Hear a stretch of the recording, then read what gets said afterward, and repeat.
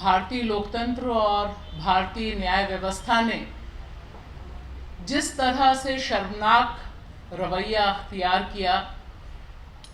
और जो पाप हैं उसके ऊपर, वो 144 साल में भी धुल नहीं सकते हैं। इस बात की तस्दीक जो पूरी यातना रही है 2002 से लेकर 2025, उसके बीच की जो यात्रा है वह एक चीज़ बता रही है कि किस तरह से जो एक एक्सपेरिमेंट के तौर पर, एक साजिशाना एक्सपेरिमेंट गुजरात 2002 में शुरू हुआ, वो आज और ज़्यादा घिनौने रूप में कैसे पहुंचा हुआ है। उसके खिलाफ मुझे लगता है ज़किया जाफ़री एक ऐसी ज़िंदा मिसाल के तौर पर हैं जो हर कदम पर फैज़ की इस नज़्म को लगता था कि जैसे जीते हुए मिलती हैं कि बोल के लब आज़ाद हैं तेरे। ये हौसला इतना हैरानी वाला था। मैं बहुत उस समय पत्रकार के तौर पर, फील्ड रिपोर्टिंग के तौर पर, गुजरात एक बिल्कुल दूसरे ढंग की चीज़ थी, बहुत नई थी मैं फील्ड में भी। उस समय मुझे बहुत हैरानी होती थी कि इस तरह के तमाम लोग, और ख़ास तौर से जिसमें सबसे लंबे समय तक अपने पूरे कन्विक्शन के साथ, जैसे अभी उनकी बेटी ने भी कहा बहुत अच्छे ढंग से, पूरे कन्विक्शन के साथ कि अगर मैं सच के साथ खड़ी हूँ तो मरते दम तक सच के साथ खड़ी हूँ, बेशक वो सच देश के सबसे बड़े हुक्मरान, सबसे बड़े गुंडों के खिलाफ क्यों ना हो।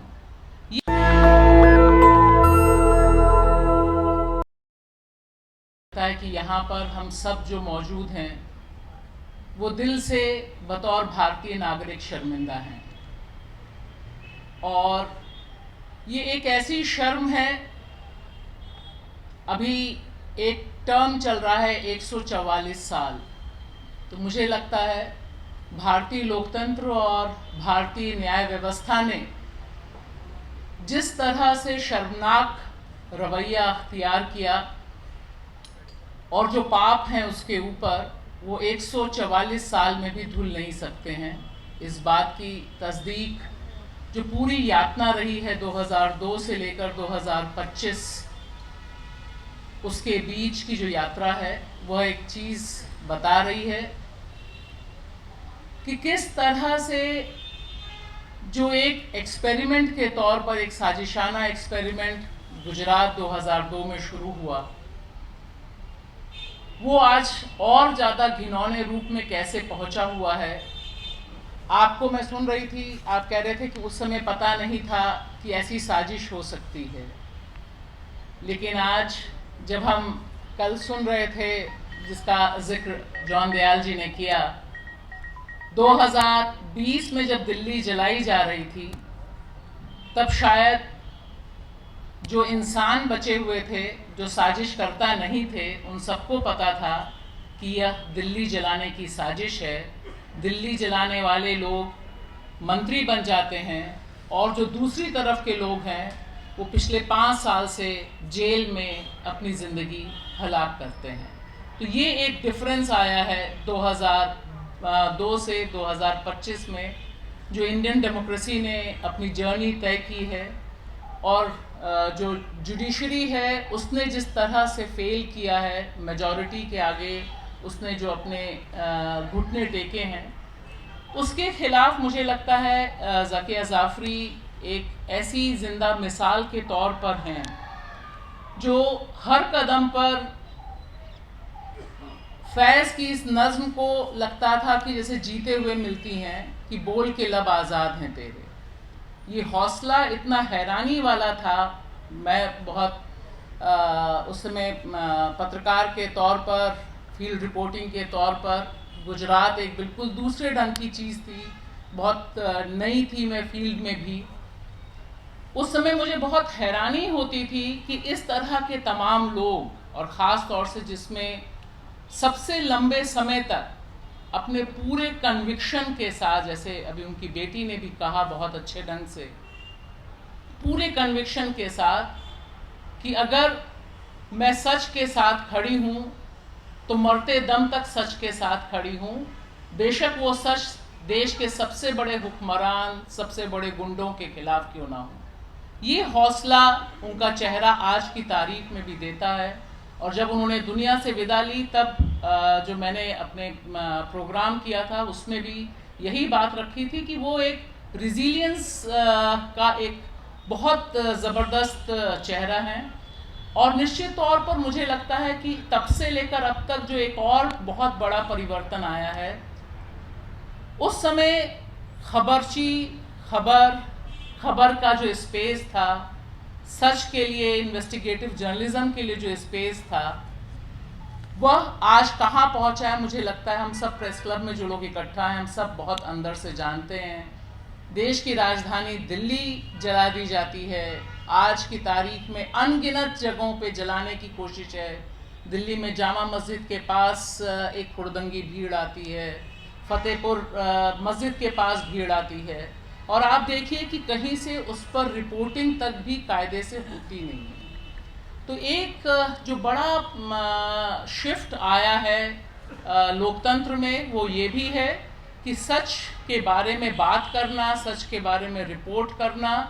और सच के साथ खड़े होकर, क्योंकि बुनियादी तौर पर एक आप सहाफ़ी हैं, आप मीडिया कर्मी हैं, तो आपकी बुनियादी भूमिका ये होती है, जो शायद उस समय इतना खौफ या इतना तगड़ा कब्ज़ा नहीं था। तो 2-3 चीज़ें जो मैं यहाँ पर आपके साथ साझा करना चाहती हूँ। यह बहुत ज़रूरी है कि हम जुल्म ढाने वालों को और जुल्म के खिलाफ लड़ाई लड़ने वालों को, तीनों को याद रखें, और उनकी याद भुलाने की बहुत कोशिश है, उस पर एक ढंग का रंग तो थोपने की बहुत कोशिश है, एक खौफ का माहौल बना देने की कोशिश है। और इसमें वह बुजुर्ग सी काया, जब भी जितने लोग उनसे सीधे मिले होंगे या जिसने उनको देखा होगा ज़किया जाफ़री को, हर व्यक्ति को मुझे लगता है इंडिविजुअली मुझे जैसा महसूस हुआ, सबको महसूस हुआ होगा कि उनके अंदर इस बात का कन्विक्शन उस समय भी था जब सुप्रीम कोर्ट से उनको इतनी खरी खोटी, इतनी जो आपने कहा कि मायूसी है, आपने बहुत माइल्ड सा शब्द इस्तेमाल किया, बहुत सा एक बड़ा सेक्शन था कि जब सुप्रीम कोर्ट ने सीधे सीधे केस को डिसमिस करते हुए यह बताया कि अब इस जमहूरियत में आप अदालत से इंसाफ के लिए ज़्यादा दिन तक गुहार नहीं लगा सकते, और वह तब अगर जो गुनहगार या जिसके ऊपर आप सवाल उठा रहे हैं वह देश का सबसे ताकतवर व्यक्ति है। तो आप देखिए कि ये जो पूरा का पूरा घटनाक्रम है, ये एक बात 2 चीज़ों को बताता है कि भारत में रेजिस्टेंस और रिजिलियंस आज के दौर में भी उसी तरह से जिंदा है जैसे जिस समय जो नाजी और हिटलर थे उनके खिलाफ जब जिंदा था, जिस समय हम तमाम तरह के प्लेज और तमाम तरह की फिल्में देखते थे, वह भी जिंदा था। उसी की एक मिसाल में मुझे ज़किया जाफ़री का सफ़र नज़र आता है, और अंत तक जिस तरह से उन्होंने एक उम्मीद रखी, क्योंकि यह बहुत हैरान करने वाली बात थी कि उन्होंने सब कुछ अपनी आंखों के आगे देखा, सारी चीज़ें अपनी आंखों के आगे देखी, और आप देखिए उसके बाद भी उन्हें यह हौसला था, और यह हौसला निश्चित तौर पर जो सिविल सोसाइटी है, जो हम भारत के लोग हैं, वहीं से मिल रहा था। 2002 इस बात की भी तस्दीक करता है कि 2004 से लेकर 2014 तक भी जो हुक्मरान रहे, उन्होंने भी इंसाफ के लिए जो लड़ाई लड़ी जानी चाहिए थी उसे तेज़ नहीं किया। इंसाफ की लड़ाई में जो कदम उठाया जाना चाहिए था, और उसी की वजह से 2002 के जो गुनहगार हैं आज वो हम सब के मुल्क के सरपरस्त बन के बैठे हुए हैं। तो जो छोटी गलती या बड़ी गलती के तौर पर चीज़ें दिखाई देती हैं, और जहां पूरा स्टेट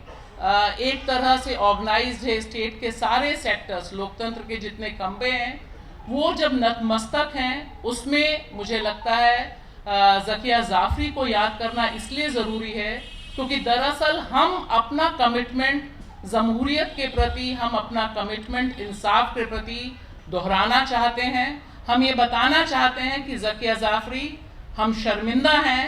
लेकिन हमें इस बात का भी गर्व है कि आपकी इंसाफ की लड़ाई में इस वतन के लोग, सारे लोग लमलेट नहीं हुए थे सत्ता के आगे। आपकी लड़ाई में लोग शामिल थे और आज भी जब हम उन्हें याद करते हैं तो ये बताते हैं कि हमारे पास इंसाफ और सच से बड़ा कोई और अस्त्र नहीं है। और उसी की बदौलत आज भी चाहे गुजरात हो या गुजरात के बाद के जितने भी कम्युनल वायलेंस हैं, मैं एक सबसे रिक्वेस्ट ज़रूर करूंगी कि गुजरात हो या दिल्ली हो, उसे दंगा मत कहिए। यह दंगा नहीं है। दंगे का मतलब जो है ये है कि जहां कॉन्फ्लिक्ट है दो कम्युनिटीज़ में, दो कम्युनिटीज़ टकराती हैं, यह दंगा नहीं है। जैसे सिखों का कत्लेआम था वैसे ही 2002 था, वैसे ही दिल्ली थी और अनगिनत जगहें उनको हम सब जानते हैं। तो दो तीन चीज़ें मुझे लगता है अंत में यही कहूँगी कि ज़किया जाफरी मेरे लिए किश्वर नाहिद की हम गुनहगार औरतें हैं। जिस तरह से किश्वर नाहिद ने लिखा, हम गुनहगार औरतें जो किसी भी तरह से किसी भी जुल्म के आगे घुटने नहीं टेकती हैं और अंत तक इस बात में विश्वास रखती हैं, मरते दम तक, अंतिम सांस तक, कि सच जिंदा है और मैं अपनी आखिरी सांस तक सच के साथ खड़ी रहूंगी। और मैं खुद को भी किश्वर नाहिद, ज़किया जाफरी और उस तरह की तमाम महिलाओं के साथ अपने को जोड़ती हूँ और उनके संघर्ष में बस इतना कहना चाहती हूँ कि ज़किया जाफरी, हम शर्मिंदा हैं, लेकिन हमें इस बात का फ़ख्र है